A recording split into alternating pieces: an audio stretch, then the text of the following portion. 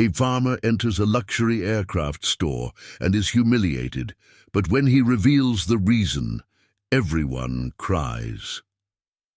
Benjamin took a deep breath before pushing open the glass door of the luxury aircraft store. The sound of the bell at the entrance sounded like a distant echo, almost irrelevant compared to the grandeur of the place he was about to enter.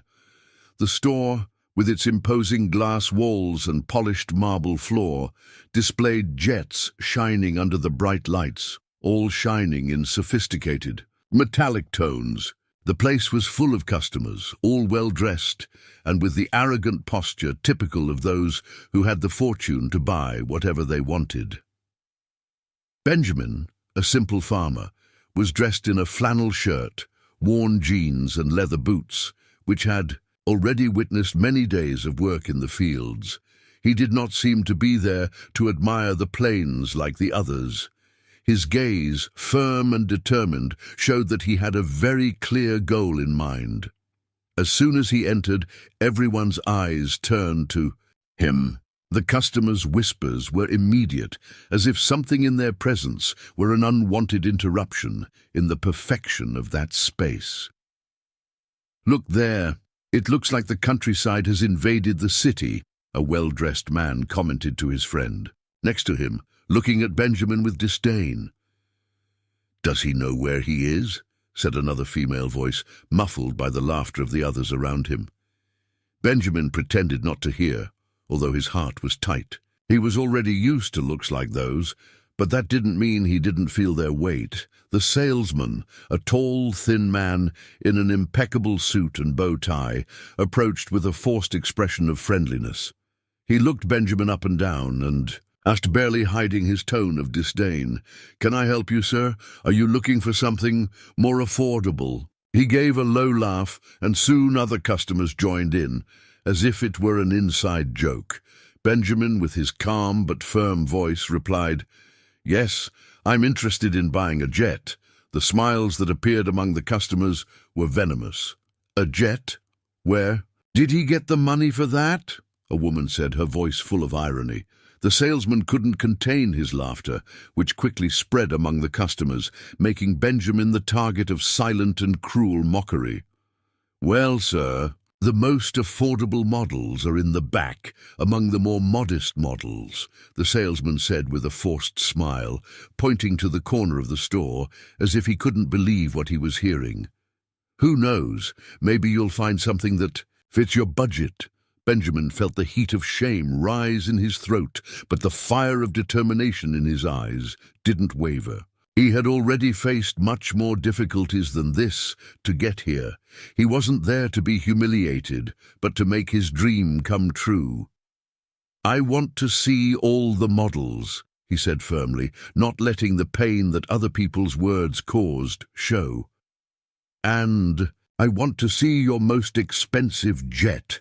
The salesman looked at him, not really understanding, but since he was there to sell, he turned his back and led him towards the most expensive planes, which seemed as far away from his world as the stars. As they walked, laughter and whispers continued to echo through the store. Those people laughed as if they were watching a comedy, without realizing that the story Benjamin carried with him was much more real and profound than any joke. However, with each step he took, his conviction became stronger. He was not there to be accepted, nor to please anyone. Benjamin knew that his dreams were weighted by his work, his honesty, and his perseverance. He would not let appearances or the judgments of others make him give up on achieving what he had always wanted. Benjamin, with his gaze firm and his heart racing, was not intimidated by the cold and distant environment around him. He was there to achieve something that seemed almost impossible for someone like him, but his determination was greater than any judgment. "I'd like to see all the models available, please," he said, his voice clear and calm, trying to ignore the laughter, and looks that were still piercing him like sharp knives. He knew what he wanted, and he wasn't going to let himself be underestimated. The salesman, still wearing that fake, cynical smile, leaned forward to look Benjamin up and down once more. "All the models, sir?" His tone was tinged with disbelief, as if he were wondering how someone dressed like that could even dream of owning a jet. "Well, you can start by looking at the lower-end models. That one over there, the entry-level one, might be the best one for you." Benjamin, without hesitation, shook his head. "That's not the one I want. I came here to see the most expensive model, the one at the top." He pointed firmly, even though he knew that would only increase the discomfort of those around him. Soon, the laughter began to arise again. A man in a dark suit with a cigar in his hand approached and, in a sarcastic tone, said to his friend next to him, "I'd say he's in the wrong place. I think he'll only have enough money to clean these planes, not to buy them." The laughter of everyone in the store followed, reverberating like a wave of mockery. Benjamin felt a chill run down his spine, but he didn't waver. He had endured much more difficult challenges in his life, and he wasn't going to give up now. He knew what he was doing. He knew he was there to achieve something much greater than the people around him could understand. The salesman, still, trying to maintain his composure in the face of the embarrassing situation, turned and gave a cynical smile. "Sure, sir. Follow me, then. I'll show you the luxury models that, let's say, are a little more accessible for those in your line of work." He said it almost imperceptibly, but Benjamin heard it well. The tone of contempt was clear in every word, and that only made his determination grow even stronger. "I'm not here to impress anyone," Benjamin replied, keeping his voice firm. "I'm here because I want to expand my business. I'm a farmer, yes, but I'm a man of my word. And my work is worth more than any judgment you may have." The salesman looked at him, surprised by his answer. He hadn't expected Benjamin to be so resolute, but the expression of disdain was still there. He made a vague gesture with his hand, as if dismissing a nuisance, and headed toward the area where the most expensive jets were displayed. As Benjamin followed him, the atmosphere of the store seemed to distort around him. What had once seemed imposing now seemed just a reflection of a world he didn't belong to, but that he would conquer. He wasn't there to ask for permission. He was there to show that regardless of his appearance, no one could deny his determination to achieve his dreams. As he approached the luxury jets, the gazes of the other customers followed him curiously. Some still laughed discreetly, others just watched in silence, but Benjamin felt something in his chest, an energy that pushed him to move forward without hesitation. He knew that he wasn't alone in his struggle, that his persistence would be his greatest ally. As Benjamin walked with the salesman towards the luxury jets, the murmurs around him began to intensify. The laughter continued, more audible now, with some people trying to hide it, but most didn't make any effort to hide their disdain. Benjamin could feel the stares piercing his skin and the nasty comments flying like arrows. "He's more of an employee than a customer," said an elegant lady with a mocking smile, while observing Benjamin with a disapproving look. "Maybe he came to clean the planes after we're done using them," said a man in a suit, laughing with his friends beside him.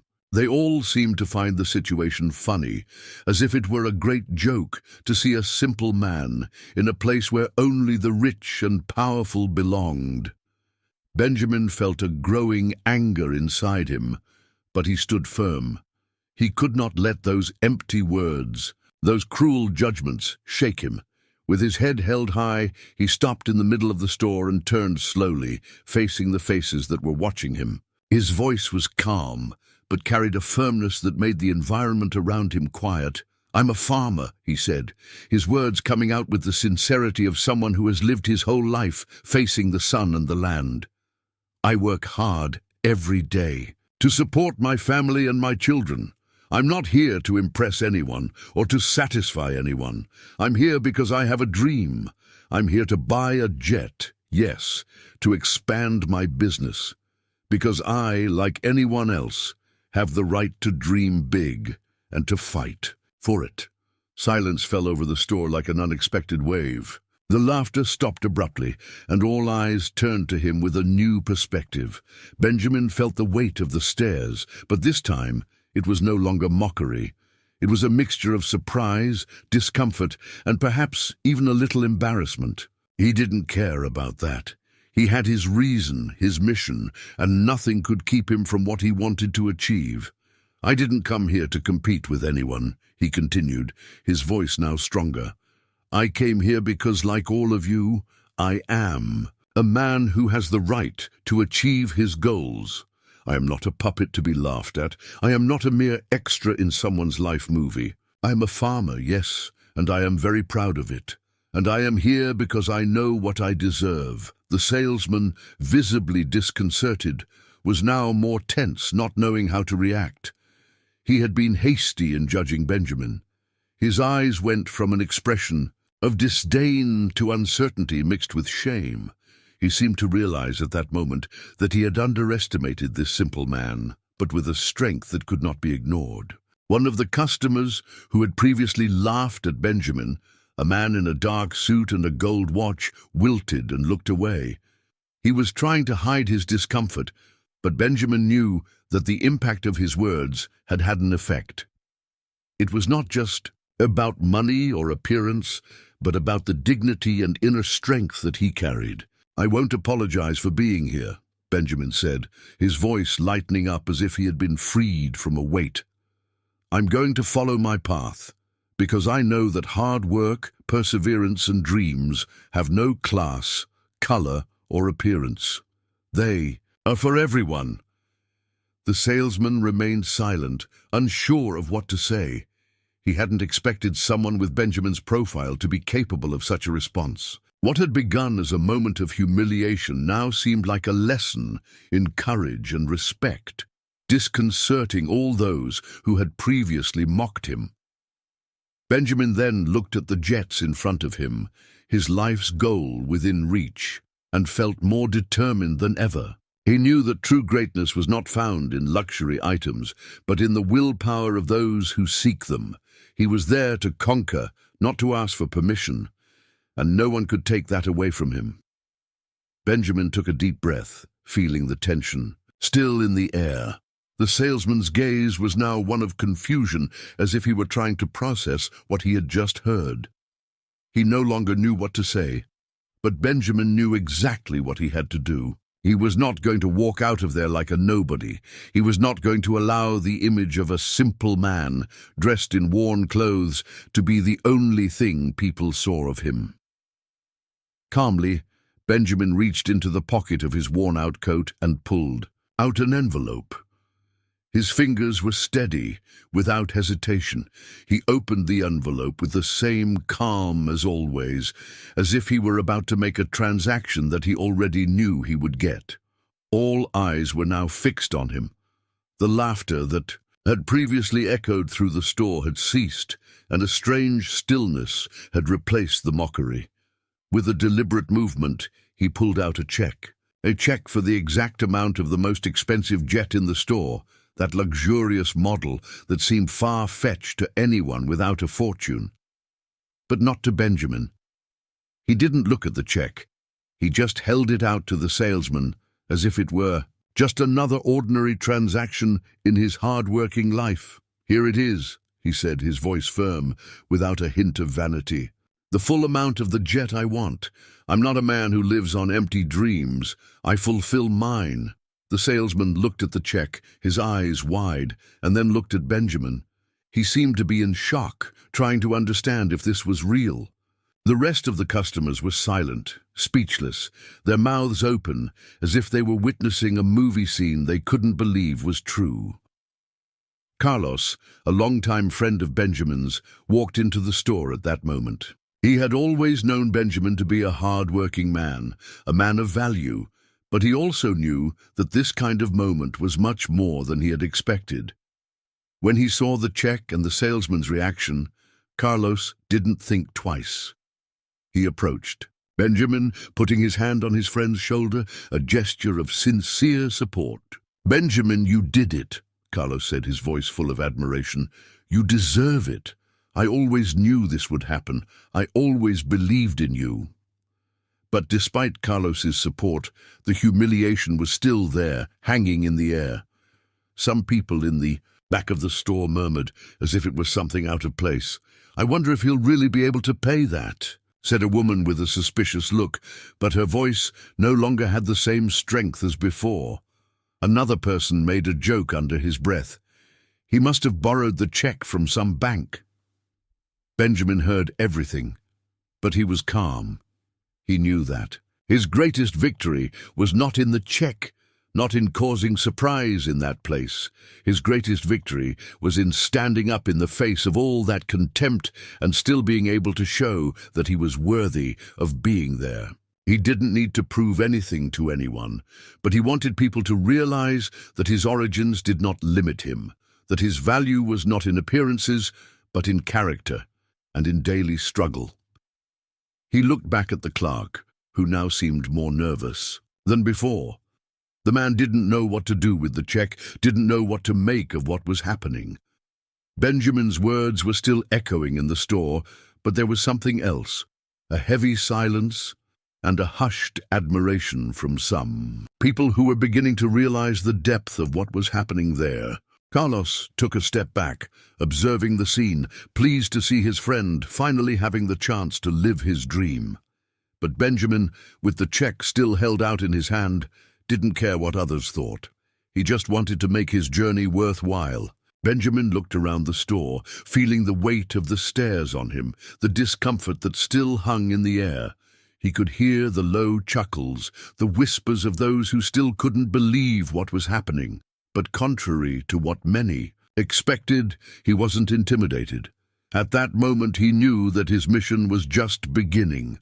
He wasn't there to follow the expectations of others, but to break the limits that life had imposed on him. He took a deep breath, put the check firmly in his briefcase, and looked at the salesman, who was still motionless, trying to understand what had happened. "I'm not just a farmer, and I'm not here to be treated like a joke," Benjamin said, his voice firm and clear. "I came here not to cause trouble, but to show that anyone can achieve their dreams, no matter where they come from or how they dress." The salesman, still unsure of how to react, lowered his eyes, finally speechless. The laughter had stopped, but Benjamin knew that this situation would not be resolved with words alone. He was not seeking applause or admiration, but respect. Respect for the hard work, effort, and determination of someone who, for many years, had been underestimated. Carlos, his friend, watched with a proud smile. He knew that Benjamin would not be someone who bowed down in the face of difficulties, especially when the world seemed to conspire to bring him down. Benjamin had always been like this, determined and obstinate. For him, the impossible was never an obstacle, but a motivation. "You're right, Benjamin," Carlos finally said, his voice full of sincerity. "Dreams have no limits, and whoever tries to stop you will only make you stronger." Benjamin looked at him with a simple smile, but full of gratitude. He knew that the next steps would not be easy, but there was something in his mind that would never change. The fact that he was a man of work, of struggle, and of vision. None of that would change because of the contempt of others. He looked at the window, at the luxurious jets that now seemed less distant. For many, that was an unattainable world. For him, it was just another step in the construction of what he had always believed was possible.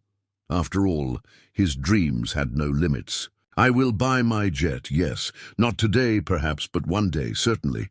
And I will do it not for myself, but for all those who, like me, know what it is to fight with dignity and courage."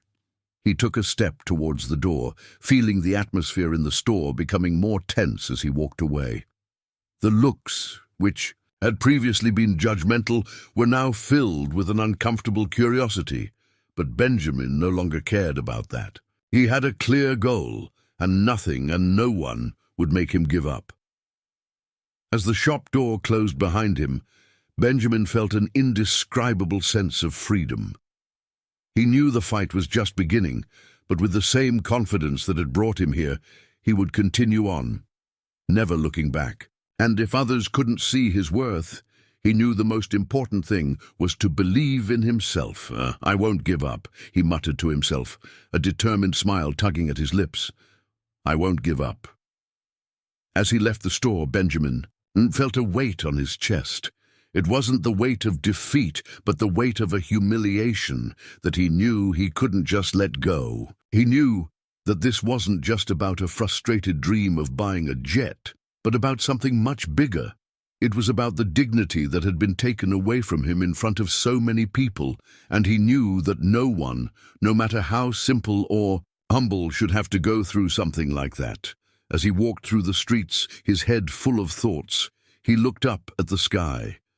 That day, which had started with so many difficulties, could still end with the victory of justice. Benjamin knew he had to fight, not just for himself, but for all those who, like him, were looked down upon for being simple, for not having the appearance of someone who fit into certain social circles.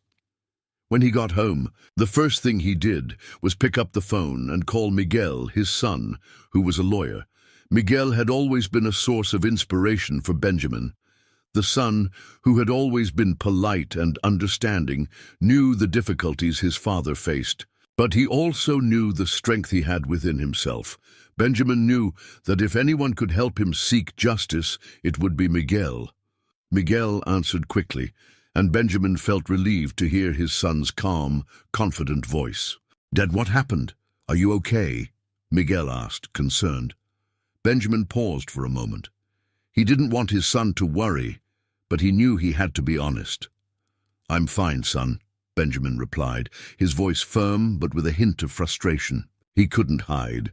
"But I was humiliated today, and I'm not going to let it go. I want to sue that store for everything they did. They treated me like I was nobody, just because of my appearance. I'm not going to let this go on."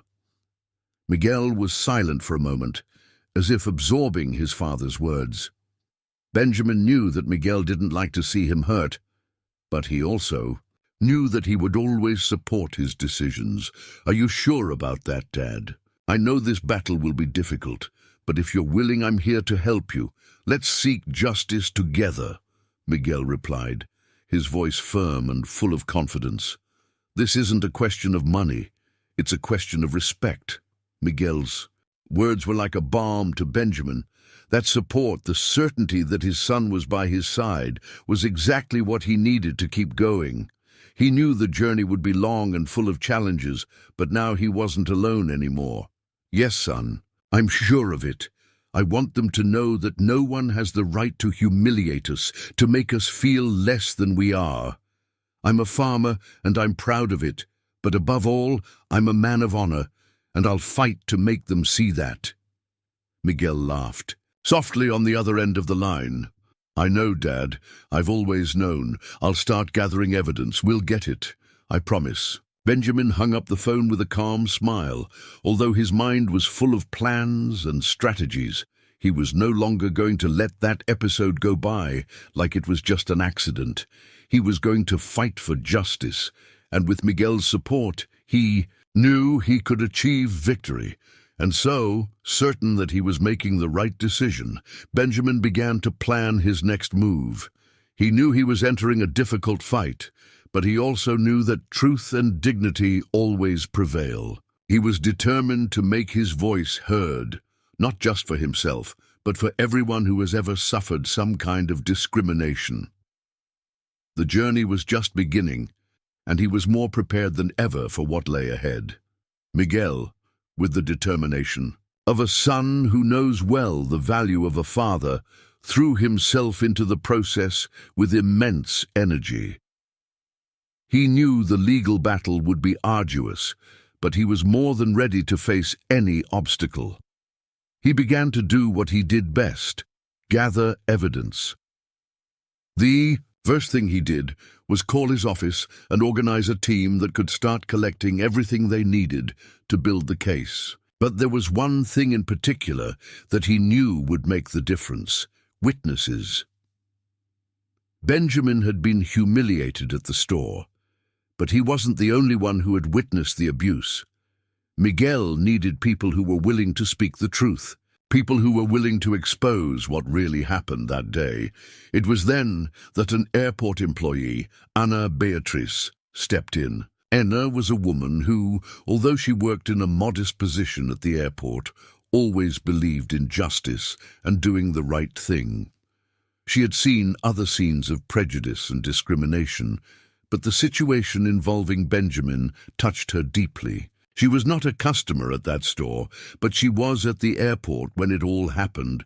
As she passed by the aircraft store, she clearly heard the laughter and mean comments directed at Benjamin. And when she saw the way he was treated, she felt she could not remain silent. "I can't believe they did this to him," Ana Beatriz told Miguel when he contacted her. "I was there. I saw everything. I have the recording. I recorded the comments and the scornful laughter. It's not fair, and you have every right to seek justice." Ana Beatriz explained that when she saw the situation unfolding, she decided to take action. While many were more focused on observing and judging, she knew the world needed more people willing to give voice to those who could not defend themselves. She discreetly took out her cell phone and recorded the murmurs of the other customers and employees in the store. It was clear that for many there, Benjamin's appearance was a source of ridicule, a reason to treat him as someone inferior, someone who didn't belong. Miguel was impressed by Ana Beatriz's courage and was immensely grateful for her help. "You don't know how much this means to my father. We're going to use this recording as evidence," he said, his voice full of gratitude. Now the story he told will be corroborated by something concrete. Ana Beatriz's recording was a real asset. She not only captured the laughter and humiliating comments, but also Benjamin's words, in which he stated that he was there to buy a jet, not to be the object of a joke. The recording exposed the cruelty of the situation clearly and objectively.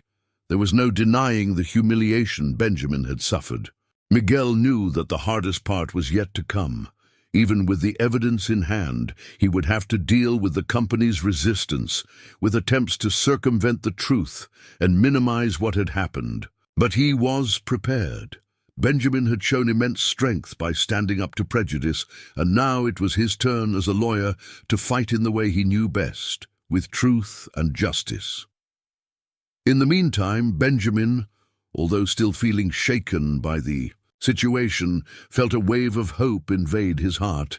The fight was just beginning, but now he knew he was no longer alone.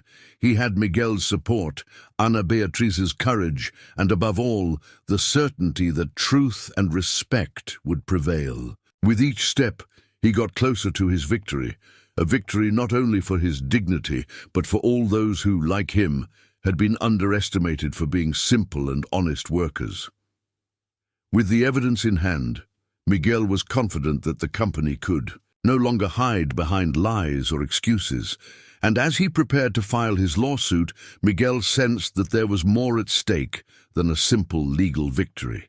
He knew he was fighting for something much bigger, the right for everyone to be treated with dignity and respect, regardless of their background or appearance.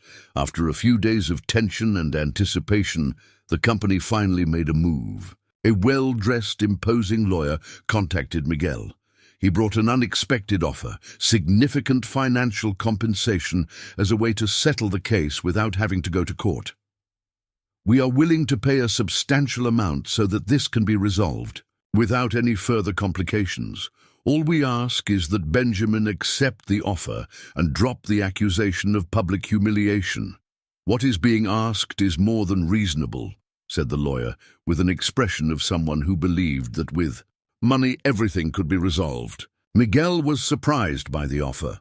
He knew that this amount could change the lives of many people. It was the kind of money that could give Benjamin considerable financial comfort, perhaps even help expand his business.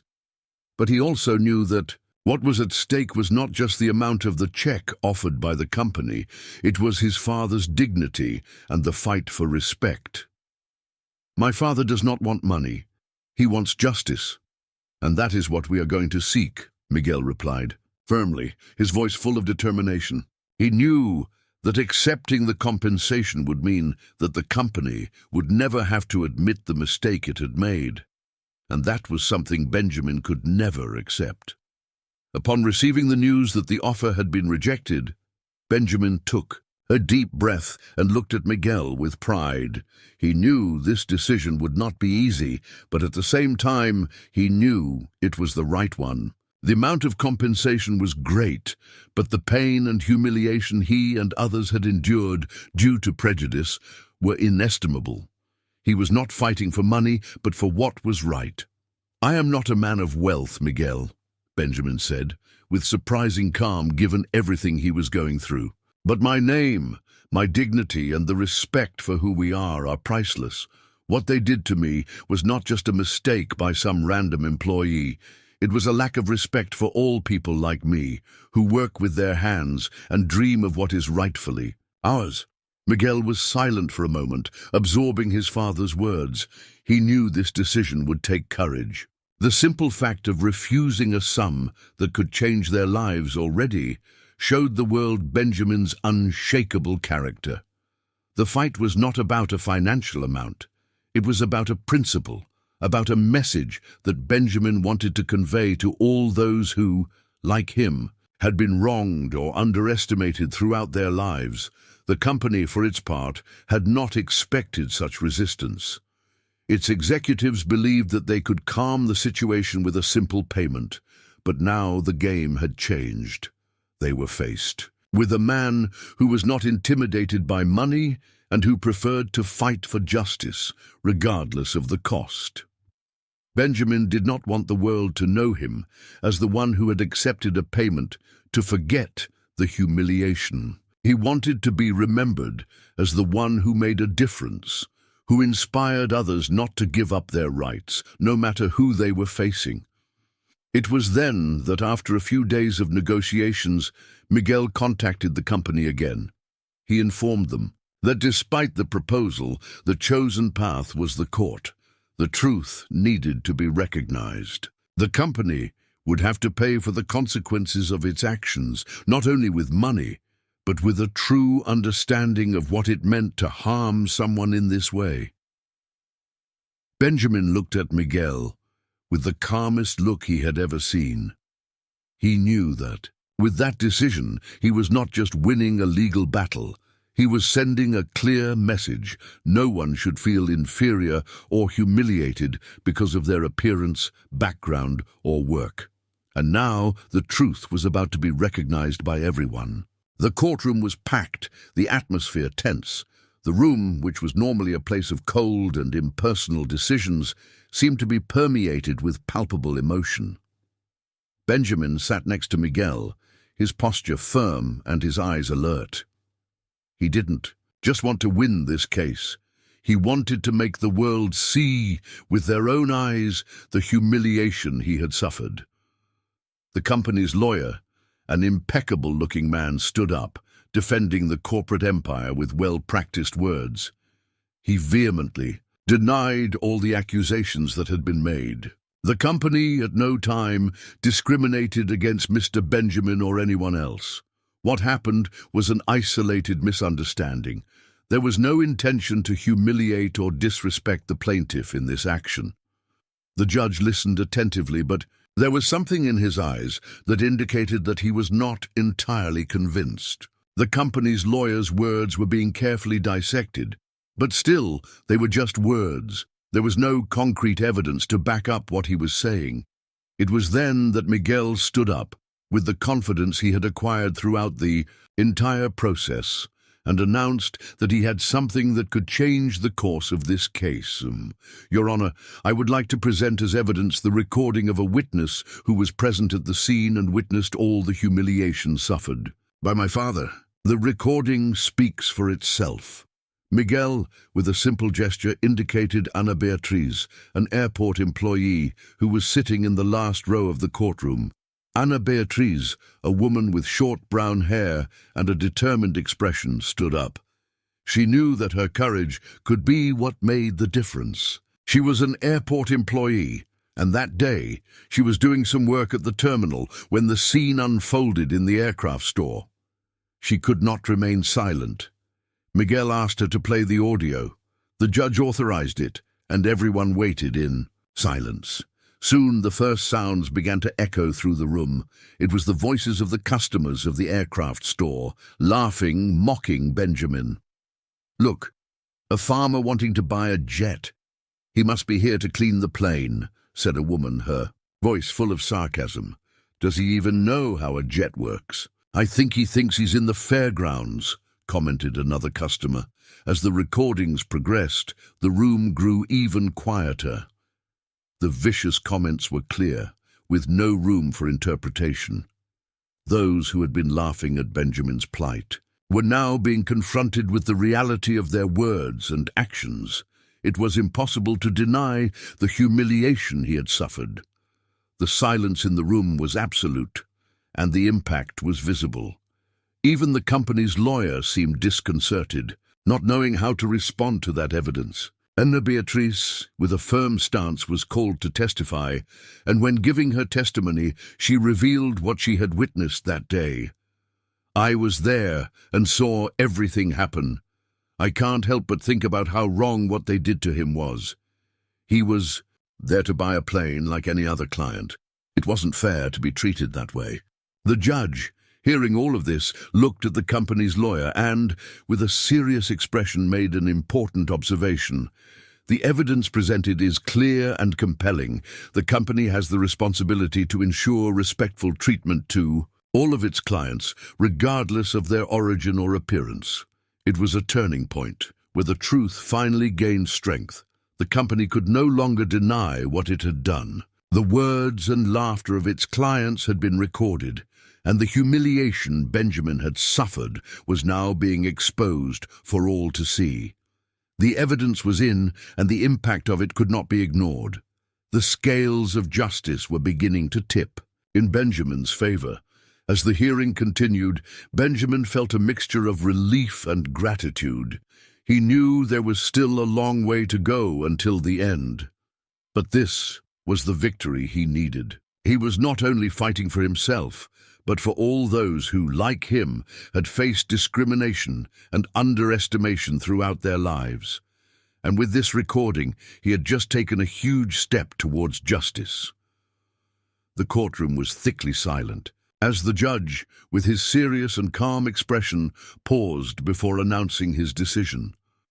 Benjamin felt the weight of the moment on his shoulders, but also the hope that was finally being realized. He had fought courageously, facing not only the rich and powerful, but also the prejudice that many had against him. His heart was pounding as he awaited the verdict. The judge then stood up from his chair, adjusted his glasses, and looked at everyone in the room steadily. He knew that the decision he would make would not be about just one person, but about a principle that needed to be defended: respect and human dignity. He took a deep breath before speaking, his voice clear and unwavering. After analyzing the evidence presented and the testimony of the witnesses, it is clear that the company acted in a discriminatory manner towards Mr. Benjamin. The audio recordings, the witnesses present, and the reports collected are sufficient to prove the public humiliation to which he was subjected solely because of his appearance and origin. We cannot tolerate this type of behavior in our society. The silence in the room was broken only by the voice of the judge, who continued with his sentence. "Therefore, I rule in favor of the plaintiff, Benjamin, and sentence the company to pay a substantial fine for moral damages. In addition, the company will be required to implement an awareness and training program on respect, inclusion, and combating discrimination for all its employees, with the aim of preventing cases like this from happening again in the future." A wave of emotion washed over Benjamin. He felt a mixture of relief, gratitude, and pride. He knew that the decision was not just a legal victory, but an acknowledgement of what he had been through, of the fight for his dignity and the justice he deserved. He had not only defeated the company, he had set an example of perseverance and of how a person's dreams and rights should not be disrespected by anyone or anything. In the audience, some observers murmured, and the company's lawyer, although he tried to maintain his composure, could not hide his discomfort. Benjamin's victory was there for all to see, clear and undeniable. Miguel, standing next to his father, held his hand firmly. He knew how much that decision meant not only to the family, but to all those who, like his father, were underestimated by society. He felt immense pride in having helped his father achieve that victory. The hard work, the weeks of preparation, the witnesses who had rallied to the cause, all of it now had a purpose, justice. Benjamin looked at his son and smiled. He knew that Miguel, with his help and support, was essential for that moment to happen.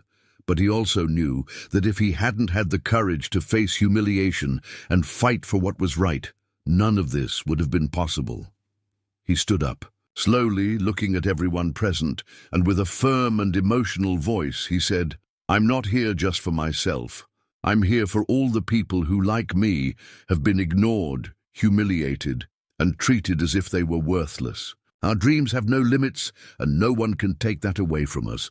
Justice won today, and this is for everyone who still has the dream of a better future." Those words echoed in the room, and for a moment it seemed as if time had stopped. The audience fell silent, reflecting on the power of perseverance and the courage of a person seeking respect. Benjamin wasn't just celebrating his personal victory. He was paving the way for others to believe that regardless of their background, their dreams were valid. The judge's decision was a milestone not only for Benjamin, but for everyone who has faced similar challenges throughout their lives. And at that moment, Benjamin knew that his fight for justice had not been in vain. He had won, and with his victory, he had helped create a future where dignity and respect for all would finally be the norm and not the exception. The victory in court was just the beginning of a new phase in Benjamin's life. After weeks of legal battles, humiliations and challenges, he was now back home, surrounded by his family and friends, all celebrating this epic moment together. The table was filled with laughter, lively conversation, and the sound of clinking glasses. Benjamin felt the warmth and love from everyone around him, and that was all he needed to feel that his journey was complete. "Today, victory is ours," Benjamin said, raising his glass with a broad smile on his face. His wife, Maria, stood by his side, her eyes shining with pride. She knew that this moment was much more than just a celebration. It was the victory of a lifetime of work, dedication, and courage in the face of adversity. Miguel, his son, was also there next to his wife, Laura. He looked at his father with a smile full of gratitude and admiration. "Dad, I knew you could. Do it. This victory is not just yours. It belongs to all of us. You have shown everyone what it really means to fight for something you believe in." He hugged his father, and both were moved by the weight of his words and the achievement. Carlos, Benjamin's friend, who had been by his side throughout the process, was also present, with his sincere smile and that look of someone who knew he had done the right thing by supporting Benjamin. He raised his glass and made a special toast, saying, "To the true heroes, those who do not give up on their dreams, even when the world tries to bring them down. Benjamin, you are an example to us all." That night, amidst the conversations and laughter, what stood out most was the feeling of achievement and justice. Benjamin knew that this victory was not just for him, but for everyone who had ever been misunderstood, judged, or humiliated for who they were. He had proven that no one should be underestimated regardless of their origin or appearance. He had achieved more than just a jet. He had gained respect, dignity, and most importantly, the certainty that dreams have no limits.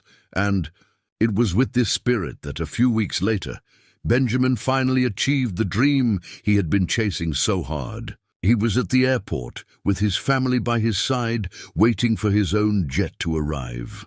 The plane, a gleaming, imposing machine, was there, ready to take him wherever he wanted, symbolizing not only material success, but the achievement of his freedom, of his deepest desires. When Benjamin entered the cockpit, he felt a mix of emotions, happiness, pride, and an indescribable sense of accomplishment.